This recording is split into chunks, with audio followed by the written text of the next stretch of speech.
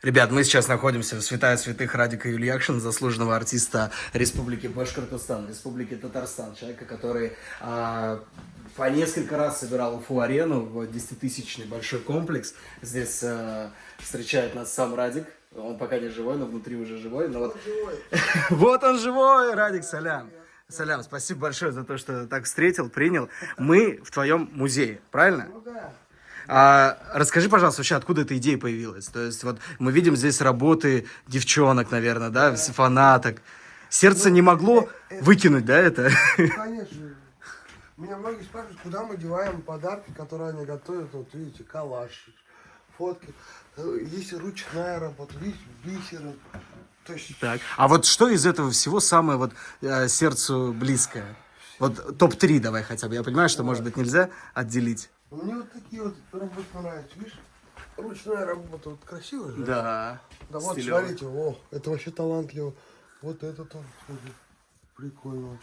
Ну вот же, ну, прям как настоящий. Хорошо, если в этом душа, Радик, смотри, то вот здесь, это твой, по сути, капитал.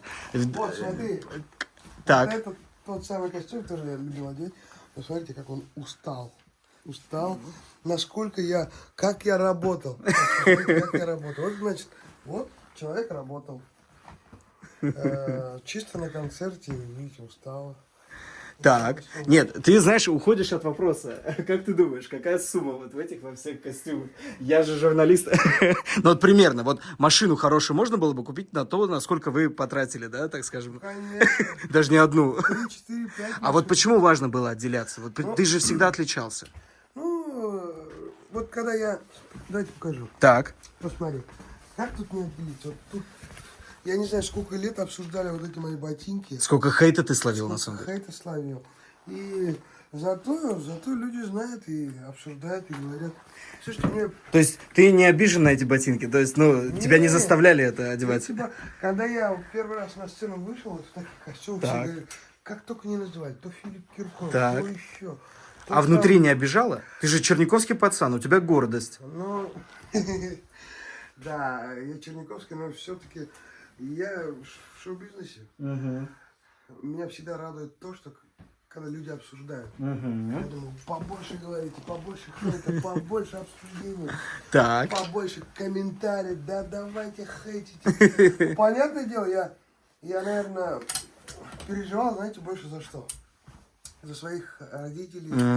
Я думал, вот они переживают, наверное. А я наоборот, больше. Ну, это работа. Слушай, Радик, а вот смотри, у меня был такой вопрос очень интересный.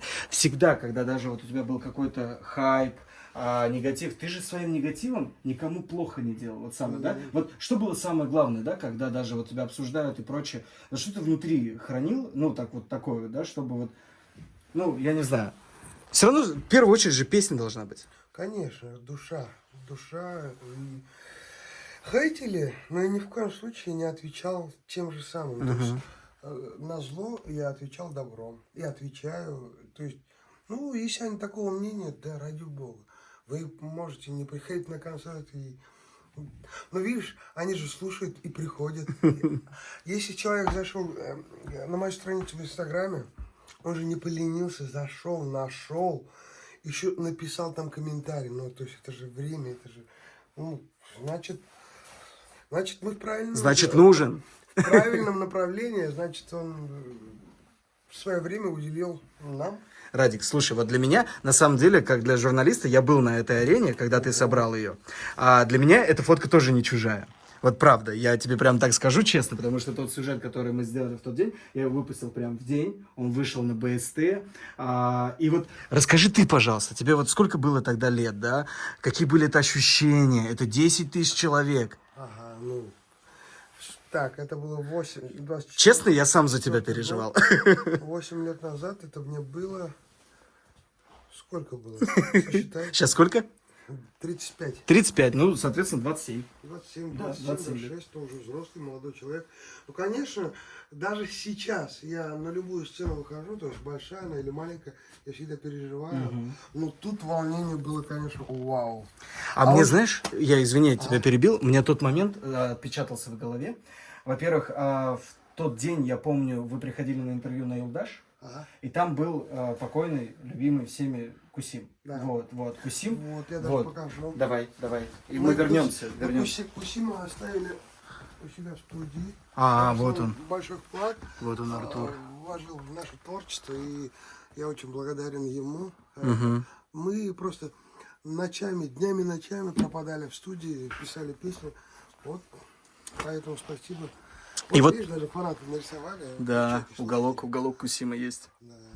И вот второй момент, который у меня запечатлелся, на охране человек 15, наверное, стояло. И мы меня кто-то из продюсеров встречал, короче, с журналистской командой. Нет, не Александр, то ли Семен был, я не знаю, но не суть. В общем, меня встретили, и я вижу, человек 15 стоят, я думаю, ну, вход же с другой стороны, ну, что они делают?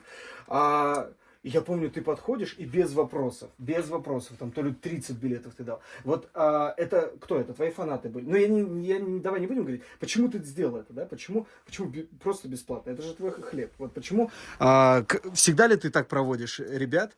Или это было исключение? Ну, во-первых, мы своим девочкам, ребятам, мальчикам, девочкам, которые следят за нашей группой, официальной группой ВКонтакте, там, я не знаю, в Одноклассниках тогда еще было, мы всегда их собираем, стараемся собрать вместе и пригласить на концерт. То есть, Это такое поощрение, да? Фан-база знаешь, такая. Они же, если бы не они, не было бы группы, не было бы продвижения в группу, они же большое Они все дело. делают сами, да, Конечно, получается? они сами, их инициатива. Ну и можно поцелуйчики отправить. Да, они не на зарплате, они просто с любовью относятся вот к нам, получается, а мы почему бы? Приходите. Ну слушай, твою любовь тоже заметна. Вот не каждый артист на самом деле это все хранит. Я думаю, девчонкам и мальчишкам, кто это Ну, делает, тут это, очень наверное, приятно. 5% из 100. Вот. 5%. А где остальное хранишь? В других? Всё остальное у меня у мамы, Ага. допустим, в доме. Какие-то я оставил у себя дома. Ага. Да, какие-то, да, ну, где у наших родных. Там Тугандарға отправили. Вот, как-то так. Слушай, еще очень важный момент. Я пока здесь не увидел фото, но я знаю, что для тебя это тоже важно. Я как военный журналист, я должен об этом спросить. Вот ты ездил на передовую в самый сложный момент, когда ребята были, вот шеймуратовцы. Почему ты решил поехать, да, вот скажи, пожалуйста. Я знаю, что до сих пор тебе пишут ребята. Что они для тебя значат? Тем более, вот спасибо тебе большое за «Звездочку в стакане» с Олегом Газмановым. Ты показывал эту песню еще в октябре. Я помню, это ты показывал. Но я не мог представить, что это будет Олег Газманов. То есть Олег Газманова очень уважают на передовой, то есть ему там чуть ли не честь отдают на самом деле офицеры. Как у тебя получилось? И какое впечатление после вот этого всего? Ну, во-первых, я сам рад, то, что он согласился. Я ему просто отправил песню. А песню написал, кстати, Урал Рашитов. Это наш башкирский композитор, легендарный. который написал «Туган я». Он говорит, когда мне отправил песню, я говорю, ты еще такие песни можешь писать, что ли? Отправил. Я только сначала Лепсу отправил. Лепс говорит, блин, там негде поорать. Я говорю, ну, Подожди, то есть Лепс должен был еще, да. Он рассматривал. Он послушал, он говорит, ну там не поорать, там, ну там А реально. как он оценил песню? Он говорит, очень Да? классно. Я ему говорю, хотел типа вдвоить тебе. Он говорит, только никому не отдавай. Он мне реально говорит, только сам пой, никому не отдавай. Типа давай другие песни рассматривать. Я только думал, нет. Я все-таки покажу Олегу Газманову, потому что это его тематика, и он очень близок к этой тематике. Легко Отправил, согласился? Он сразу говорит, слушай, классная песня, давай пишем, и начали работать. Полгода мы работали над аранжировкой песни, и вот записали. Но насчет передовой, да. Да, вот я насчет ездил ребят. к своим ребятам, друзьям, знакомые там были, и вообще я благодарен всем ребятам, там же много людей, ребят, не только из нашей республики, Башкортостан, Татарстан, вообще со всей России, добровольцы. Добровольцы, у них у всех семьи, у них у всех своя работа осталась на родине. Я просто благодарен за то, что они защищают нашу родину. Они очень большое дело делают. И благодарен им, и родителям, и вообще семье. Спасибо Это тебе крутые большое. люди. Реально. Я тоже провел... Мы будем стараться всячески поддерживать, я не знаю, как Слушай, сможем. песня, она же, ну, эта песня лечит душу, понимаешь? Да, Она ну мы, лечит конечно, душу. поддерживаем песнями. Спасибо тебе большое. Вот. Слушай, в завершение, я вот знаешь, что хочу спросить? У тебя скоро день рождения. Да, Во-первых, тебя поздравляю. 35 будет. 5. 35 лет. Слушай, Слушай, я уже старею. нет, это, слушай, ты перерос возраст Христа. Да. Вот, ты смог. Кстати, очень сложный момент был в жизни. Действительно? Я реально не верил, У тебя ведь реально. типа здоровья были моменты. Там и здоровье, и все подряд. Но ты Еще справился. пандемия, еще все дела, и Ой, да. поехала, и ну, мы это пережили. 35, 15 лет Элвин Грей. Или... Тройной юбилей. Давай. 35 лет мне, Угу. 15 лет вот созданию проекта Элвин Грей. Так. Мне 20 было. А все-таки уже проект или уже это часть тебя? Часть меня. Я вообще готов был даже паспорт поменять. Ого. Да, ну... Ну нам Саши Грей хватит. Да. Так. 15 лет, еще плюс творчество Элвин Грей 20 лет. 20 лет. 15 лет начал писать песни, первый альбом. Ну и всю вот. жизнь отдал. То есть Да. тройной юбилей. Да. Вот. И сейчас мы даже в Челнах готовим студию, пока я в рабочий процесс здесь. Будем обустраивать студию. Но эта студия, она вроде как это еще будет открытая, да, для людей, я так понимаю. Ну, для музыкантов. Ну, То есть важно поддерживать молодых музыкантов. Да, поддерживать, конечно. Все ребята талантливые, могут легко зайти сюда, записать, ну, по предварительному.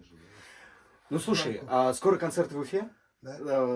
Вот мне как башкортостанцу, вот вопрос, наверное, такой, вот дома в Уфе выступать. Я знаю, что ты всегда отдельно даешь концерт в МПО тоже. Да. Вот.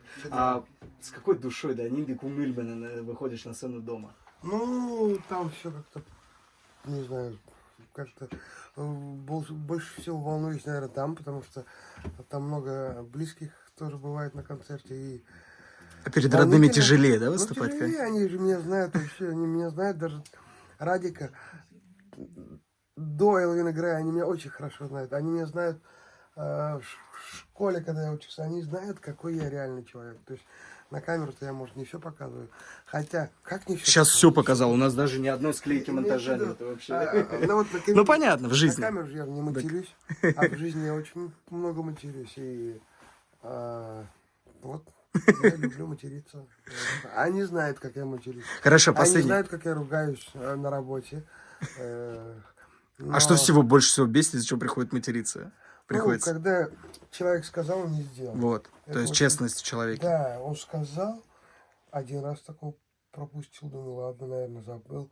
Второй, третий, ну, а уже когда... Но это опять черниковский нрав, на самом деле. За базар надо отвечать. Слушай, ну и последнее, давай так, вот смотри. 3 самых любимых места в Уфе. Вот где ты, может быть, когда капюшон наденешь, пойдешь погуляешь. Там вот самые топовые места, и все, я тебя больше не мучаю. Сейчас топовые места, это, наверное, набережная. Вот, Но там все узнают и будут ну, фоткаться. Ты же говоришь, капюшон. Все, хорошо. Да. И в балаклаве тогда. На самокатах. Так. Кататься я люблю. Тоже там никто не поймает и не увидит, потому что я быстро катаюсь. Так, и самое... Слушай, я даже не... Может, в Черниковке вот есть место В вдохновения. Черняге есть. Так, в Черниковке. Ну, чаще всего в последнее время это, наверное, в дворец культуры УМПО. Я там и на вокал ходил, и первый зал концертный был. И сейчас проходят у меня концерты. С УМПО у меня много чего связывает. УМПО какое-то другое, намоленное, да? Туда все почему-то идут. Вот И, молодежка. кстати, самая крутая гримерка, Да. я не знаю, по России, я где только не был, в каких только залах не выступал, даже в топовых, да, даже в Кремлевском дворце выступал. Там, естественно, красиво, да. Там такое все из гримерка. дерева, там, да. Но самая крутая гримерка это в Черняге. Слушайте, многие поддерживают. это был наш любимый заслуженный артист Республики Башкортостан, Республики Татарстан. Мы очень надеемся, что Республики Российской Федерации, точнее, скоро будет, потому что, ну, после песни с Олегом Газмановым это точно зеленый свет. Без одной склейки, интервью чисто на душевном лайте таком, да. Спасибо большое. До скорых встреч. Пока-пока. Рахмат. До берега.